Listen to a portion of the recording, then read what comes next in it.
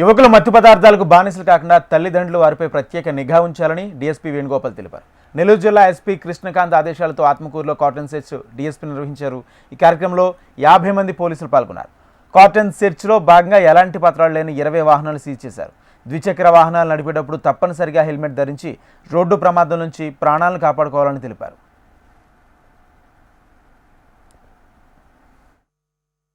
ఈరోజు అన్ని రోడ్స్ మొత్తం తిప్పకుండే అన్ని రోడ్స్ బ్లాక్ చేసి ప్రతి ఒక్కరిని చెక్ చేయడం జరిగింది. వెహికల్స్ చెక్ చేయడం జరిగింది. అక్కడ దాదాపు 20 మోటార్ సైకిల్ మాకు రికార్డ్స్ లేకుండా దొరకడం జరిగింది. ముఖ్యంగా ఈ మధ్య దొంగతనాలు, ఈ సైబర్ క్రైము, ఈ రోడ్ సేఫ్టీ సంబంధించి ఇష్యూస్ చాలా జరుగుతున్నాయి కాబట్టి ఆ విషయాలను ప్రజలకు తెలియజేసిన భాగంగా దొంగతనాలు, మిగతా ఈ గంజాయి ఎన్ని అరికట్టడంలో భాగంగానే ఈ కార్యక్రమం చేయడం జరిగింది.